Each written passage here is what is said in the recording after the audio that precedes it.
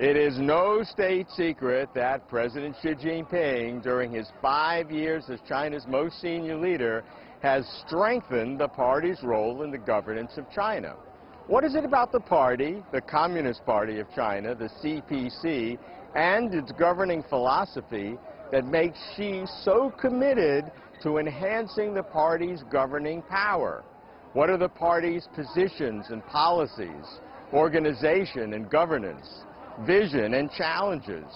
Why has China opted for what it calls multi-party cooperation under CPC leadership?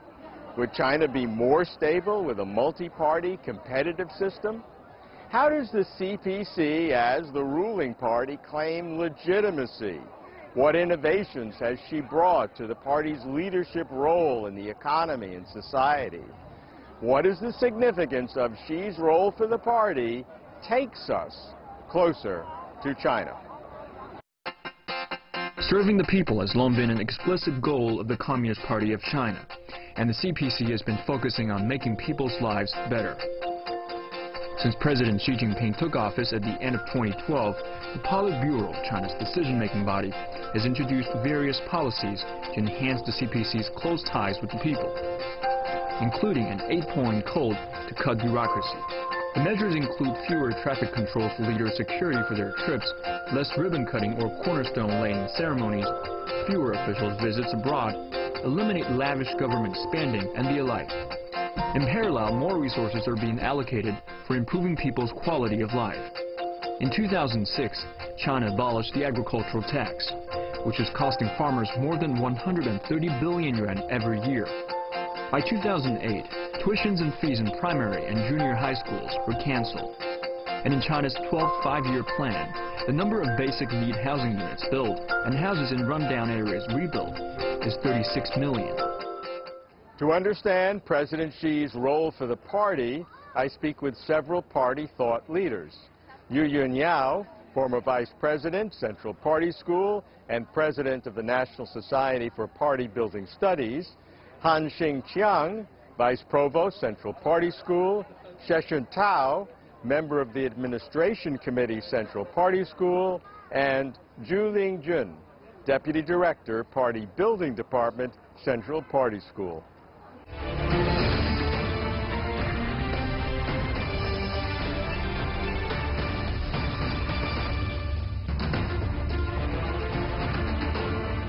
The role of the party in the leadership of China has been supported strongly by all of the leaders of China since the founding of New China.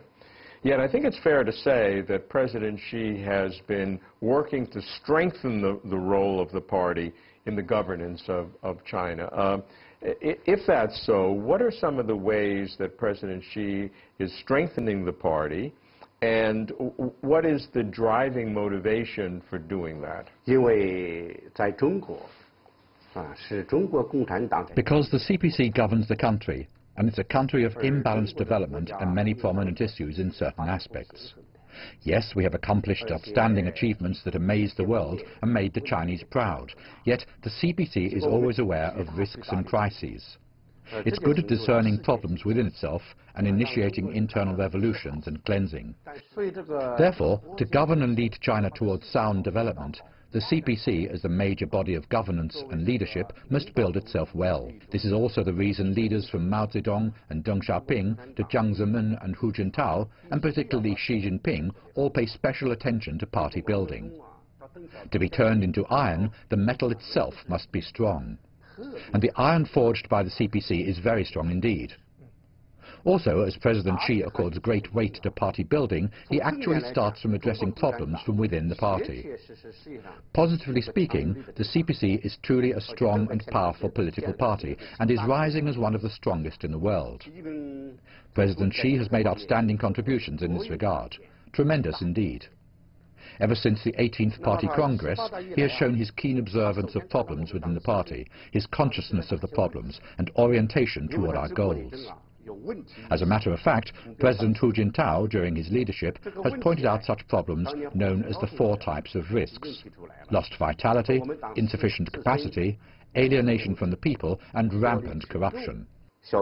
Those risks exist among a minority of party cadres, but generally speaking, the CPC is a political party that keeps improving and growing. Since the 18th Party Congress, President Xi Jinping has promoted a comprehensive strengthening of the party disciplines around these 4 issues. First, the problem of losing vitality. Regarding this issue, President Xi emphasizes that the ideal of revolution is of paramount importance. The ideals and faith of party members reflect the essence of the party spirit, and party members should be firm enough in sticking to their faith and ideals. Second, the problem of insufficient capabilities. Actually, the CPC in general is still of very high level and constantly improving governing capabilities. But some party cadres lack capabilities. Therefore, the CPC gives special attention to enhancing the training of party cadres. The party school of the CPC Central Committee is just one of the institutions set up for this purpose. I teach there. Then we also have party schools at the provincial level in China's 30-plus provinces, and then party schools at county levels and in enterprises. Companies like CNROC and Sinopec all have their own party schools through which they train party cadres, improve their general quality and enhance their capabilities in various aspects. Third, the problem of party members' alienation from the people. As some party cadres become government officials and gain power, they distance themselves from the people. But actually, one of the party's best working styles is keeping a close relationship with the general public. So we have to strengthen the building of working styles with a series of measures and methods to help party members stay close to the people. Last, the problem of corruption within the party itself. Over the past 5 years, the CPC-initiated anti-corruption campaign across the country has achieved overwhelmingly remarkable results for the world to see. Thanks to such efforts, the political ecosystem within the party, the political environment and political life are all constantly improving. We are fully confident about building the CPC into a powerful political party with firm confidence in itself. How does increasing the role of the party and of party committees in state-owned enterprises and even some private companies help the management and the management controls of those enterprises? The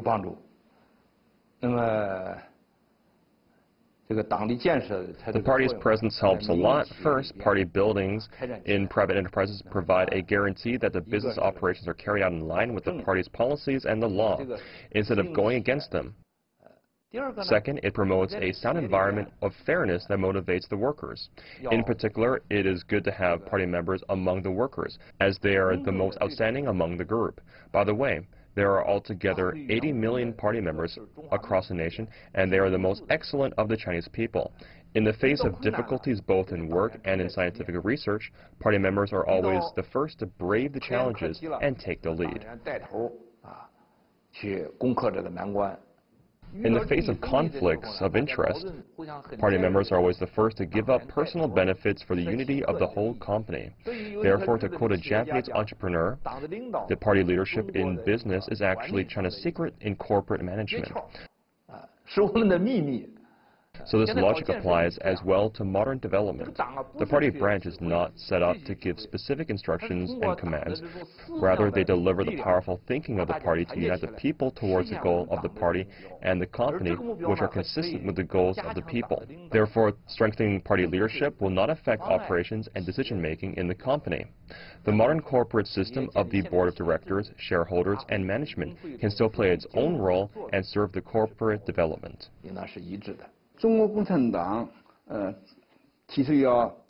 As we talk about leadership of the CPC, we actually stress the party's role as the political core and its leadership over politics, the army, the enterprises, cultural organizations and foreign capital enterprises. Starting from the 1990s, we have been discussing the establishment of party branches in social groups and non-public sectors. So what functions can such branches perform? First, the party branch can keep every individual in the enterprise well informed. Second, through such a party presence, we can serve all the employees, particularly in the sense of cultural nourishment. As entrepreneurs are more focused on profits and making money, the party branches can make up for their lack of awareness in cultural development. Third, the party branches can help enterprises better follow the relevant rules and regulations in business operations, prevent them from violating laws, and keep them on the right track of development. So, as we establish party branches in enterprises and non-public sectors, their roles differ from those in SOEs, government-affiliated institutions, etc., where the party is the leading core. In non-public sectors, like individual economies, private and even foreign companies, the party is the political core, while decisions concerning development of the business are still made by the board of directors or boss of the companies. So what is the political core? As we have elaborated, the political core passes over national rules and regulations, as well as policy measures to both serve the employees and guide development of the business. This is almost a must in non-public sectors of the economy to have a party branch, as they really benefit a lot. As party members are the most prominent figures in society who have endured the test of the party, they can play very positive roles in the companies. Some foreign entrepreneurs have remarked, "I am no party member myself, but I can always tell who in my business is." Those most hard-working with the best performance and best attitude must be party members. This is from a Shanghai-based foreign entrepreneur. You can just tell that it is our strong point to have outstanding party members who serve as the political core in businesses.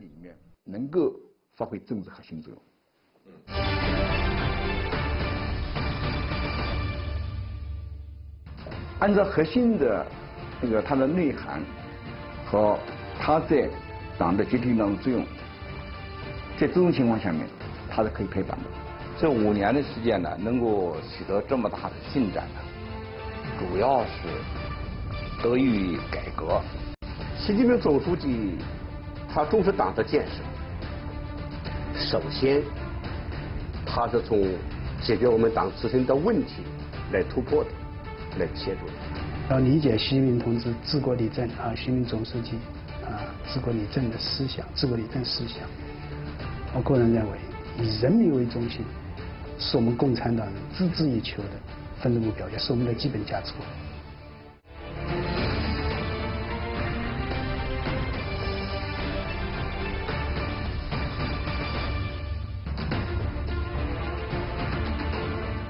What specifically is the definition of philosophically advanced? What are the characteristics? How do you define it? What are the determinations for philosophical advancement? This is the unity of belief and action. This is the advanced nature. To make a simple analogy, the party's advanced nature means it is always at the forefront of the times. As an individual, one must also be at the front and be going in the right direction. Ideology must also be advanced. Actions must also be advanced. That means doing everything better than others. Advanced nature is by comparison. It means doing better than people in general. For instance, in times of war, you must be among the first to charge, the last to retreat. In peacetime, you must be among the first to endure hardship and the last to receive. You must contribute more to the collective interest, the party's interest, and the people's interest, giving less importance to one's own affairs. Generally speaking, advanced nature means standing in the front. That is what I would call advanced nature. We are now fighting corruption. This is fundamentally targeted at checking corrupt party members, so as to maintain the advanced nature and purity of the party and its members, to make it always at an advanced level. Only then can we win the people's trust. Without the people's trust, any party will fall. We are no exception. What are some of the fundamental beliefs or processes that you would call fundamental to understand? Before the founding of the People's Republic of China, the CPC had already been in power in parts of the revolutionary base. Since the establishment of the PRC in 1949, the party has ruled the whole nation for more than 60 years.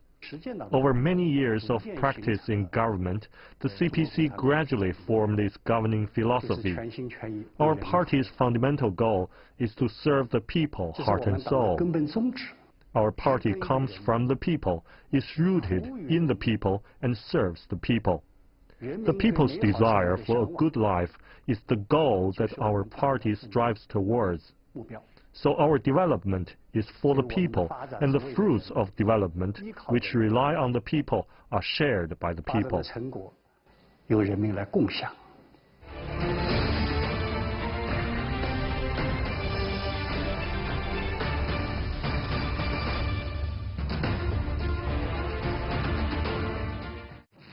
The period of the Chinese People's War against Japanese aggression witnessed a great growth of the CPC.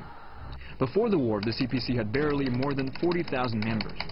After the war, the number of CPC members mushroomed to reach 1.2 million.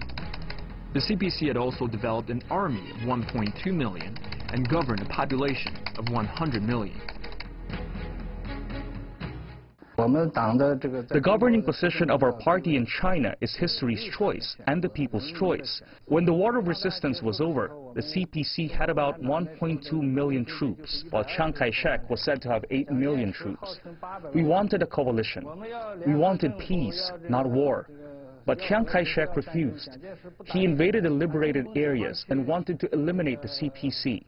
At the time, he was holding talks with us on the surface, but in fact was preparing to eliminate the CPC.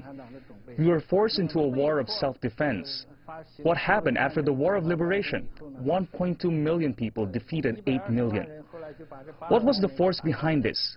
Why did the CPC's troops increase the more they fought? They should have decreased in the fighting. But we had the people's support. Wives sent their husbands to the battlefield and parents sent sons to the front. These are true stories from history. So our army grew with each battle and became stronger with each battle. This is what I want to tell friends. The leading position and the governing position of the CPC is the choice of history, the choice of the Chinese people. As another example, the CPC also needs to meet the people's demand for livelihood. In those years, the peasants were the bulk of China's population. Farmers cared most about the issue of land. Most of the land in China was owned by landlords. Many farmers did not own land and could only make a poor living by working for the landlords. The CPC met the farmers' demands by confiscating the land of landlords and then distributed it among poor farmers. Land, its ownership and use, has always been a major issue in China's history. Before the CPC emerged, farmers were required to pay substantial fees to the owners of the land, their landlord. In late 1920s, CPC started the land revolution in its several bases. Jinggangshan in Jiangxi province was one of them. It confiscated land from the landlord class and distributed evenly among farmers. This policy improved the quality of life of many peasants. One can only imagine that the mass of farmers sided with the party like CPC and supported the CPC. Their offspring joined the army led by the party, which defeated the army of the then ruling Kuomintang. Moreover, the CPC practiced a high degree of democracy in those years. Some of the CPC's local governments were elected democratically. It's hard to conceive how the elections took place because many Chinese farmers were illiterate and did not know how to write ballot tickets.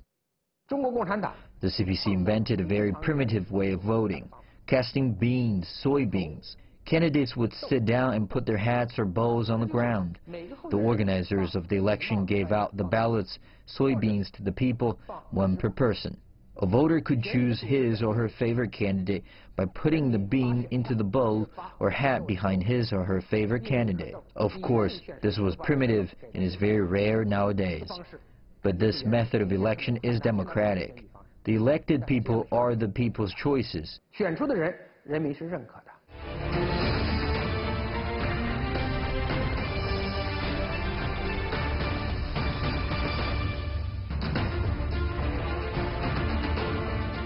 It is said that the party, as the ruling party on a monopoly basis, has three kinds of challenges. The first is its legitimacy as a perpetual ruling party. Second is transparency, so that the people can exercise some kind of supervision. And third is checks and balances, so that power will not run amok and cause various problems like corruption.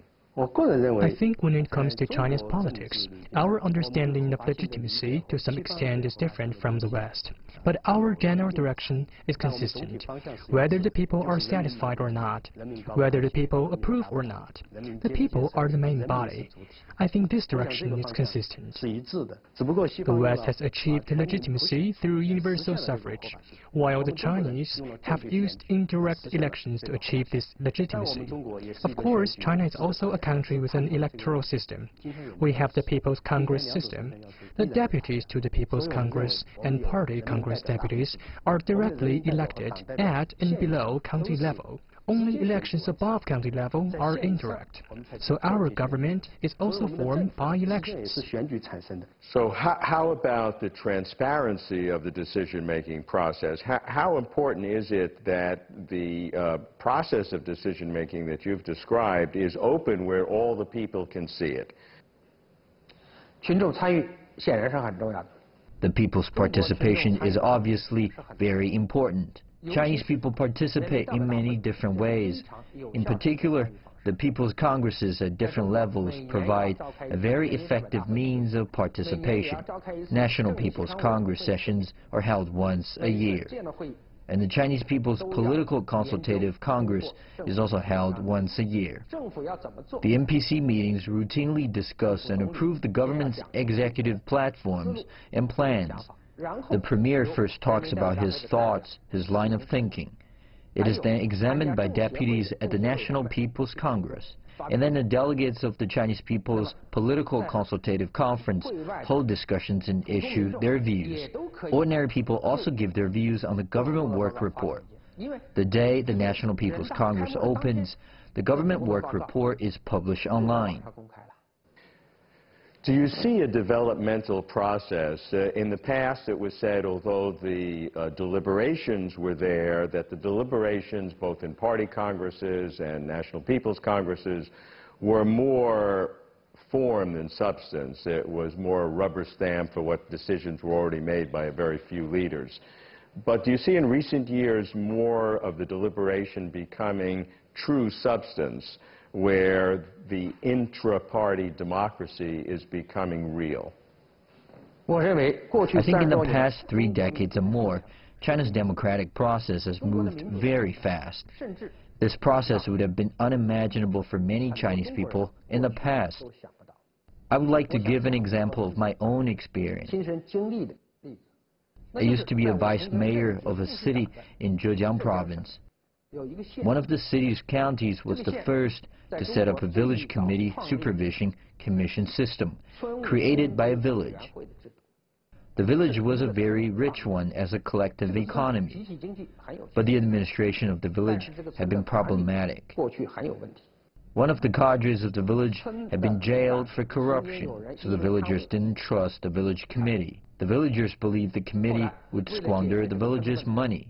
The county leader helped the villagers work out a way to solve their problem. A village affairs supervision commission was elected to oversee the head of the village committee elected by the villagers through universal suffrage.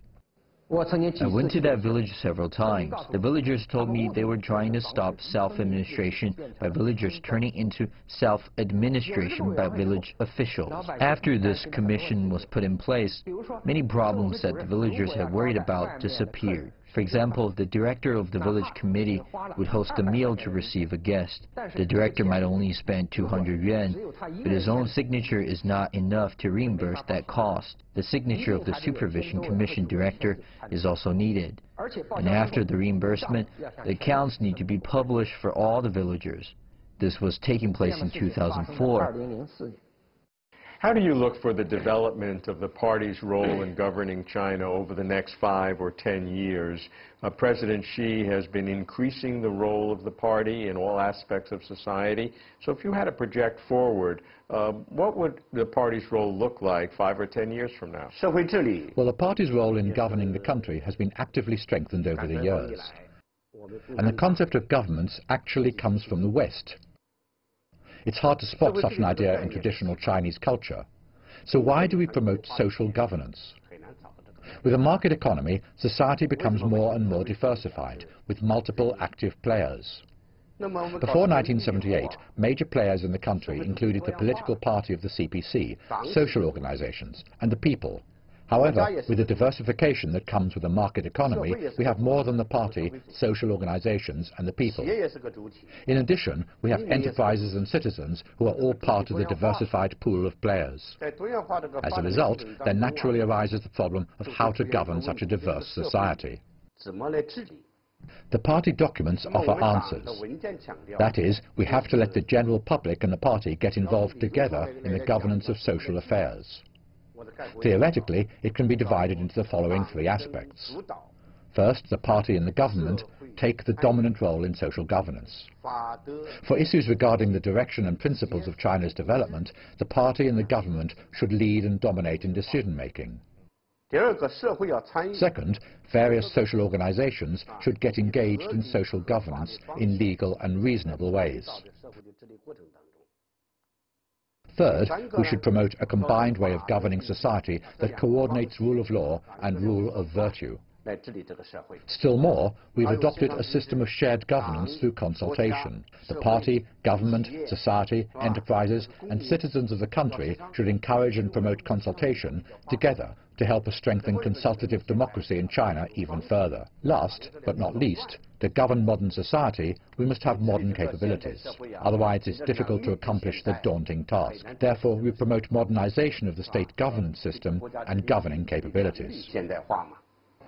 The augmented role of the party in the governance of commercial enterprises, not only state-owned enterprises, but also private and even foreign companies, exemplifies President Xi Jinping's determination to strengthen the party's leadership of the country. Moreover, the heightened position of the party in universities, including required political Marxist study, reverses trends of recent years. All systems of governance have trade-offs. The benefits of a system with a single ruling party include implementing critical policies rapidly and assuring that strategies which require long-term commitment have long-term commitment. For example, China's Belt and Road Initiative. The costs or dangers of a system with a single leading party is that society is much more dependent on the quality of its leaders and much more vulnerable to their vicissitudes and excesses. There are trade-offs, too, in stricter public regulations. Going forward in the new era, the party faces challenges, furthering economic reform and transformation, and guiding social development and transition, while at the same time improving transparency and building institutions that are self-regulating. The significance of Xi's role for the party will be judged by the results. That's closer to China.